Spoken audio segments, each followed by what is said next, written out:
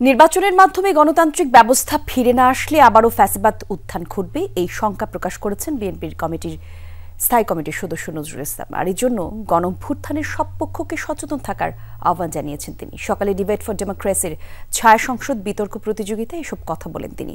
দ্রুত নির্বাচন হওয়া প্রয়োজন বলে মনে করেন সংস্থার চেয়ারম্যান হাসান আহমেদ চৌধুরী কিরণ। নতুন ব্লেন্ডে আরো রিচ অ্যারোমায় সেলন ফ্যামিলি ব্লেন্ড টে। জুলাই গণ অভ্যুত্থানের বর্ষপূর্তির প্রাক্কালে হলো ফ্যাসিবাদী বিরোধী ঐক্যই জুলাই চেতনা সমুন্নত রাখতে পারে শীর্ষক ছায়া সংসদ বিতর্ক প্রতিযোগিতা। সরকারি দল বলছে ফ্যাসিবাদী বিরোধী ঐক্য বিনষ্ট হলে ব্যর্থ হবে জুলাইয়ের অর্জন, যদিও বিরোধী দল মনে করে রাষ্ট্রযন্ত্রের সংস্কার নিশ্চিত না হলে বেহাত হবে জুলাই আন্দোলনের ফসল।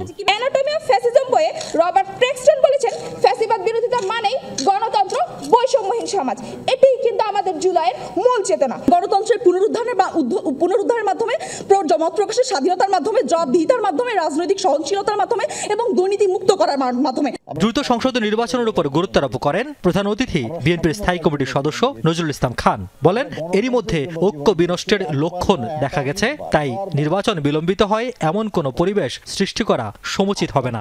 আমাদের দলগুলোর মধ্যে যে দূরত্বই থাকুক না কেন, এরা কেউই অগণতান্ত্রিক দল না, এরা সবাই গণতান্ত্রিক দল এবং সবাই বোঝেন যে গণতন্ত্রের বাহন হলো নির্বাচন। সবাইকে যেমন ধারণ করতে হবে তেমনি সবাইকে এটাও বুঝতে হবে যে যারাই আসুক সরকারে, তারা যেন কোনো মতেই ফ্যাসিবাদী বা স্বৈরাচারী না হয়, সেটা ঠেকানোর জন্য প্রতিনিয়ত তাদেরকে সজাগ এবং সচেতন ভূমিকা পালন করতে হবে। আয়োজক সংস্থার চেয়ারম্যান হাসান আহমেদ চৌধুরী কিরণ মনে করেন, চাঁদাবাজি, মব সন্ত্রাস এবং মানুষের মধ্যে আতঙ্ক কাটাতে দ্রুতই নির্বাচন প্রয়োজন। যদি নির্বাচন দেরিতে করি তাহলে চাঁদাবাজি বলি, মব সন্ত্রাস বলি, মাদার ভাঙ্গা বলি, লালন সঙ্গীত বন্ধ করা বলি, আমাদের জাতীয় সঙ্গীত নিয়ে প্রশ্ন তোলা বলি, অরাজকতা বলি, সবকিছু তো বাড়তেই থাকবে। যে মব অত্যাচার শুরু হয়েছিল এগুলি বন্ধ করতে চাই, চাঁদাবাজি বন্ধ করতে চাই, তাহলে কিন্তু আমাদেরকে একটা কাঙ্ক্ষিত সময়ের মাধ্যমে আমরা একটা নির্বাচনের প্রত্যাশা করি। লন্ডন বৈঠকের যে ঘোষণা, সেই ঘোষণার বাস্তবায়ন আমরা দেখতে চাই। প্রতিযোগিতায় বিরোধী দল তেজগাঁও কলেজকে হারিয়ে বিজয়ী হয় সরকারি দল Eden college. Riaz Raihan, Jamuna news, Dhaka.